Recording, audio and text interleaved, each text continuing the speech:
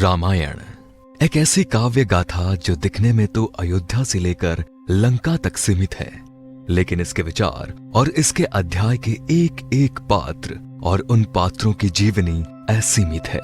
इसके केंद्र में चाहे मर्यादा पुरुषोत्तम भगवान राम हो या फिर इस महाकाव्य के सबसे धूमिल पात्र वानर सेना हो, हर किसी का जीवन आज के युग में हमारे लिए एक उद्देश्य को परिभाषित करता है। मर्यादाओं और कर्तव्यों का पालन करते करते राम भगवान हो गए तो वानरों ने भी अपनी दृढ़ता और निश्चयता का प्रमाण राम सेतु बनाकर दे डाला।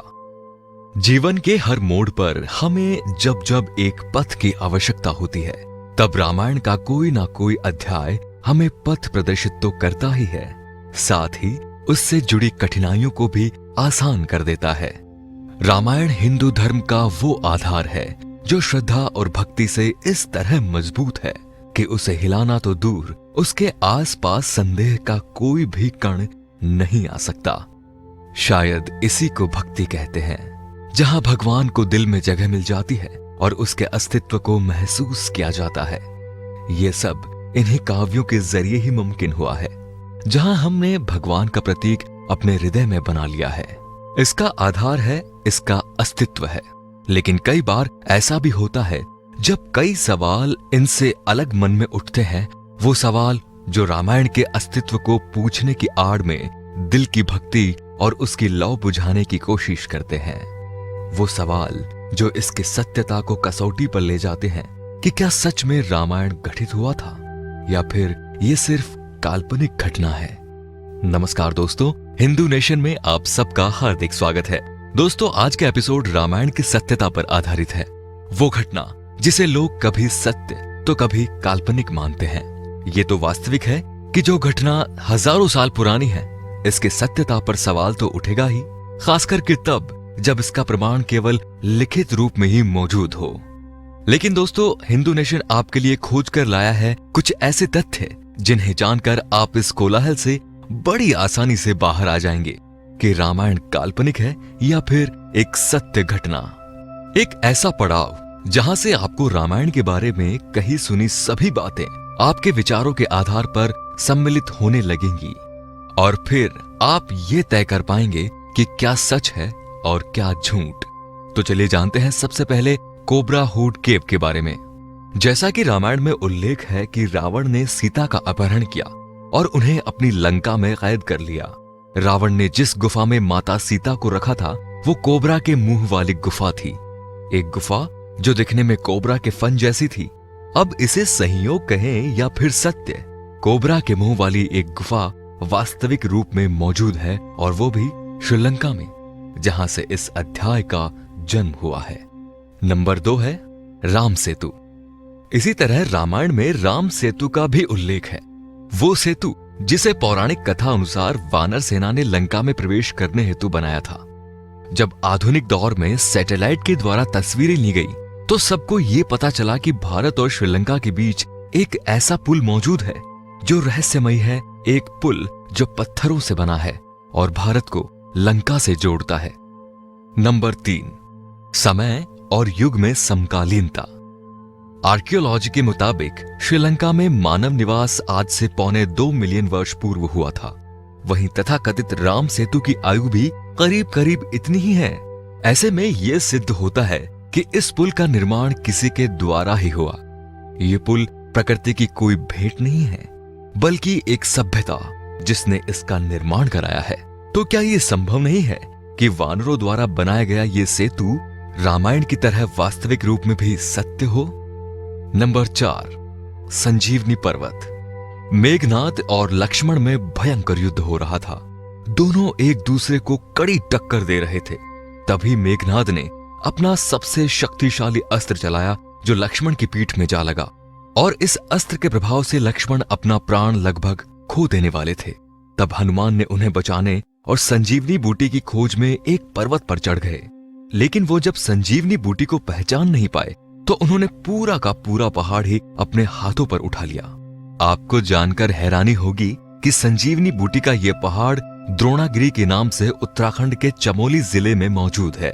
इस पहाड़ पर कटाप का एक ऐसा निशान है जिसे देखने पर लगता है मानो किसी ने इस पहाड़ को बीच में से काट दिया हो और फिर वापस इस हिस्से को जोड़ भी दिया हो। जबकि रामायण में हनुमान ने लक्ष्मण के ठीक हो जाने के बाद संजीवनी को उसकी जगह पर फिर से रख दिया था। क्या द्रोणागिरी पर बने कटाप का ये निशान अनदेखा किया जा सकता है या फिर इसे रामायण के परिवेश में देखना ही उचित है? नंबर 5, हिमालय जड़ी बूटियां। क्या आपको पता है कि हिमालय की धरती दुनिया की सबसे अनोखी और अविश्वसनीय जड़ी बूटियां पैदा करती है? यहाँ पैदा होने वाली जड़ी बूटियां प्राण बचाने तक में योग्य है। दुनिया के कई बड़े रिसर्च प्रोजेक्ट आज हिमालय की जड़ी बूटियों से जुड़े हैं, जिनमें जान बचाने वाली दवाओं को डेवलप करने पर काम चल रहा है। जो धरती युगों युगों से ऐसी जड़ी बूटियां पैदा कर रही है, क्या ये संभव नहीं कि किसी काल में इसने लक्ष्मण को बचाने के लिए अपनी कोख से संजीवनी दान की हो? नंबर 6, 4 दांतों वाले हाथी। सुंदरकांड में जिस तरह 4 दांतों वाले हाथी का उल्लेख है कि जब भगवान राम लंका पहुंचे तो रावण के महल के इन्हीं हाथियों द्वारा निगरानी की जा रही थी। वे विशालकाय भी थे और डरावने भी। ये पौराणिक गाथा अगर काल्पनिक हो सकती है तो 4 दांतों वाले ये हाथी भी काल्पनिक होने चाहिए। लेकिन सच तो ये है कि लाखों वर्षों पहले ऐसे हाथी इस धरती पर हुआ करते थे, जिनके 4 दांत होते थे और इन्हें गॉम्फादेयर कहा गया है। तो क्या ये महज इत्तेफाक है या फिर रामायण की सत्यता का कोई प्रमाण? नंबर 7, हनुमानगढ़ी। रामायण अनुसार हनुमानगढ़ी, जो कि हनुमान का भव्य मंदिर स्थल है, वो मंदिर जो अयोध्या में मौजूद है, वो जगह जहां हनुमान अपने आराध्य भगवान राम की प्रतीक्षा करते थे जब उन्हें अयोध्या से निष्कासित कर दिया गया था। अब इसे संयोग कहें या फिर तथ्य, हनुमानगढ़ी वो जगह है जहां से सूरज सबसे पहले उगता हुआ देखा जा सकता है और सूरज की आखिरी किरण भी इसी जगह से डूबते हुए देखी जा सकती है। यानी वो जगह जहां से सबसे ज्यादा दूरी को देखा जा सके। किसी की प्रतीक्षा में जिस तरह हम बेचैनी से एक ही जगह देखा करते हैं, हनुमानगढ़ी से हनुमान भी कुछ इसी तरह राम की राह को देखा करते थे। नंबर 8, लेपाक्षी। रामायण कथा के अनुसार जब रावण ने सीता का अपहरण किया और उन्हें लंका ले जाने लगा तो रावण को रोकने के लिए जटायु का आगमन हुआ। एक ऐसा विशालकाय गिद्ध जिसने माता सीता को बचाने के लिए अपने प्राण तक गंवा दिए।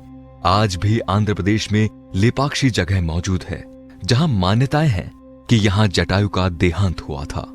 जब भगवान राम ने जटायु को देखा तो वो मौत की कगार पर खड़ा था। राम ने जटायु से कहा, लेपाक्षी। लेपाक्षी तेलुगु शब्द है जिसका हिंदी अनुवाद है उठो पक्षी उठो। जटायु को राम के द्वारा इसी जगह मोक्ष की प्राप्ति हुई थी। वो जगह जिसका वर्णन रामायण में है, वो जगह वास्तव में भी वैसी ही है जिसका नाम है लेपाक्षी। नंबर 9, लंका भस्म। रामायण के अनुसार रावण से प्रतिशोध में हनुमान ने रावण की लंका को आग लगा दी थी। इस प्रतिशोध में सब कुछ जलकर राख हो गया था। ये ऐसी आग थी जिसमें मिट्टी का कण कण तक जलकर राख हो गया था। अब इसे संयोग कहे या फिर कुछ और, लेकिन तथाकथित रावण की लंका जो आज एक खाली मैदान है, यहाँ की मिट्टी आसपास के इलाके से एकदम अलग है। ये मिट्टी हल्की सी लाल है, जबकि इसके आसपास की जमीन को देखें तो ब्राउन कलर की है। अब ऐसा क्यों है, इसका तो कोई तर्क नहीं है, लेकिन माना यही जाता है कि हनुमान द्वारा लगाई गई आग की लपट आज भी यहाँ की मिट्टी के कणों में है, जिसकी वजह से ये जगह आग की तरह लाल है। नंबर 10, कोंडा कट्टुगाला, जिसका मतलब होता है हेयर क्लिप रॉक, एक पत्थर जो बालों में लगाने वाला हेयर क्लिप जैसा है। यह गुफा इष्ट्रीपुरा में है, जहां रामायण के अनुसार हनुमान से बचने के लिए रावण ने माता सीता को रखा था। यह जगह वो है जहां माता सीता ने स्नान किया था। इस जगह का एक और संयोग ये भी है कि यहां मौजूद गुफाएं आपस में इस तरह जुड़ी हैं जिन्हें देखकर एक मकड़ जाल का अनुभव होता है। वहीं रामायण में भी ये बात बार बार कही गई है कि हनुमान से बचने के लिए रावण ने कई बार सीता को छुपाने के लिए जगह बदली थी। रावण हनुमान को ऐसी ही अतरंगी जगहों की मदद से बार बार चकमा देने में कामयाब होता था, ये साक्ष्य भी है और संयोग भी।